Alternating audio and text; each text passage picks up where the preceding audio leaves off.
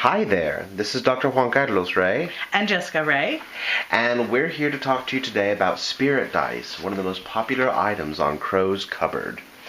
At one of our many community seances, Spirit directed me, Dr. Juan Carlos Ray, to make a new divination tool through which Spirit could properly express itself without the recipient of the message being overly talented in mediumship or the arts of channeling and spirit communication.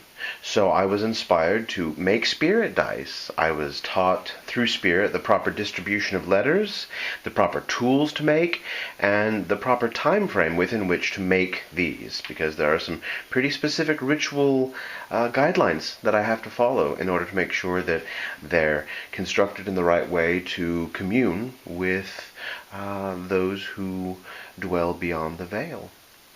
So, I was also inspired to write a very specific kind of invocation for the summoning only of benevolent spirits that we use prior to any casting ceremony that we go through with the dice.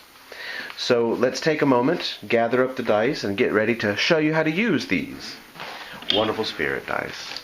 My wife Jessica is collecting them up. We always think it's important to do a grounding and protecting ritual. You might have your own. We have our own. If you need one, contact us. We'll write one for you or give you one that's already in circulation for you to use. But let's take a moment and do that ritual now. Even for you watching, because we don't want you watching to be exposed to anything that you don't want to be exposed to, even through the medium of the video, right? So let's take a moment and ground and protect ourselves.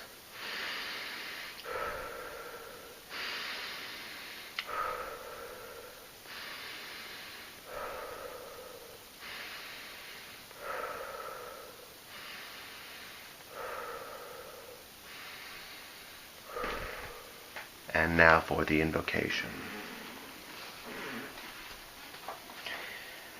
Dearly departed, wandering behind the veil, guide me gently so that I do not fail. Shades torn from the mortal coil, hear my plea.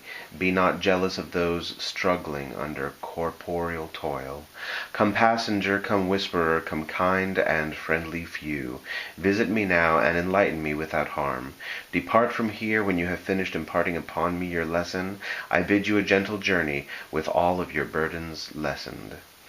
Now, it's important after the invocation that we ask aloud our questions. We want to do one question per roll, then we roll the dice. Make sure you try to keep your questions fairly simple and make words out of the letters that show after rolling the dice according to your personal intuition, which words feel the most accurate. If you're reaching too far, then it's probably not it's not an accurate message. The other important thing to do is to lay out a piece of cloth, as we've laid out this piece of black cloth here now, or to use a piece of chalk and draw a circle or a square. Cast the dice into the circle or the square or onto the cloth, and we always like to understand that anything going off the cloth or out of the circle or out of the square, whatever your boundaries are, isn't to be counted. The only letters that should be counted to constitute the words you want to interpret should be on the cloth or in the circle or in the square. So we've written up a few perfunctory questions, and my wife Jessica is going to be casting the dice. The first question is, what should we be doing now to help Crow's cupboard grow? All right. I see the word oil, and I also happen to make magical oils. We've talked about me expanding the scope or broadening the scope of the oils that I make, so that's a message that I get right away. How about you, Jess? Do you get anything? Looks like made, like we're continuing to make homemade things. crafts, Crafts. crafts and items that we make rather than anything else. That's good. That's good. Good. And the only letters left are K, S, and U.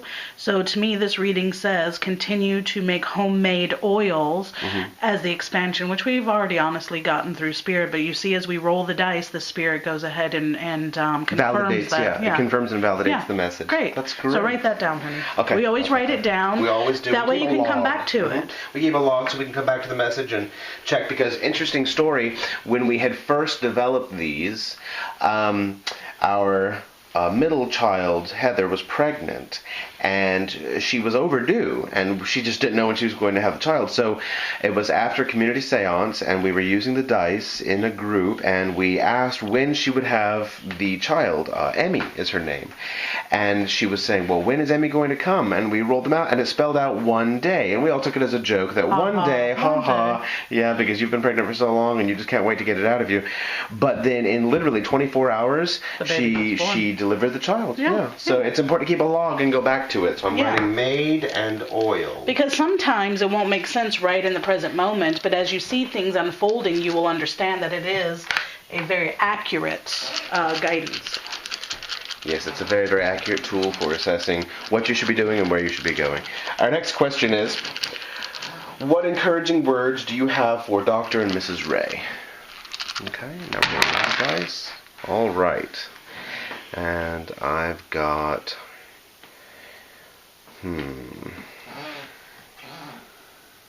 I've got C. Okay. I think that we need to continue the vision, continue seeing and showing people what we see. I think those are encouraging words for us to know that we're on the right track. C. Okay. Now, on that same note, I also see seer. Right. For fortune telling and for divination and for oracular arts. Which both of us do. Both of us do, yeah. Yeah, I do tarot and intuitive guided messages through Reiki and different things, and then you do. I do scrying, and of course we both use spirit dice. I make also and use spirit boards. We both do mediumship and channeling. So we're both pretty talented. Yeah, those are encouraging. So C and seer.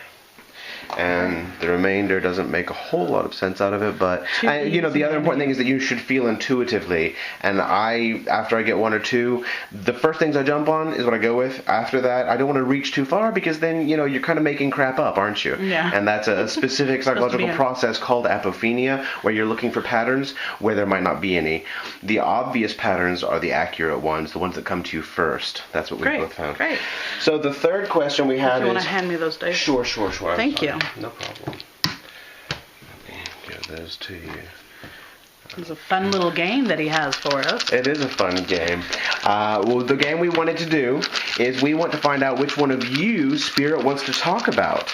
So our question is going to be, what is the name of a significant person who will see this video on YouTube?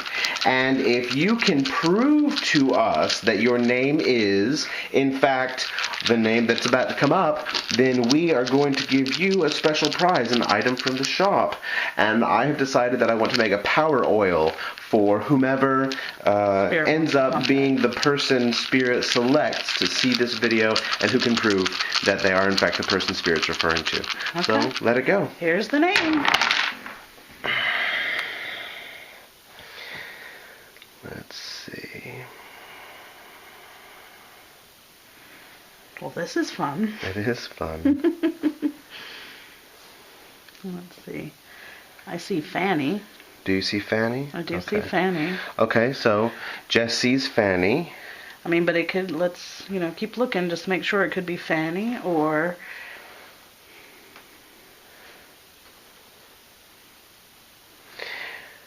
No, and that must be it, because it came to you and I didn't get anything, honestly. So right, if so you get Fanny, so Fanny is the one. So Fanny, you're out there, watch this and, get to us proof of your name, and we will make sure that you have a power oil that will complete your life and make it so much better than it has been. We're looking for you, Fanny. We hope to hear from you soon. This has been Dr. Juan Carlos Ray. And Jessica Ray. And we hope to see you at Crow's Cupboard soon. Have a great night. Thank you. Thank you. Bye-bye.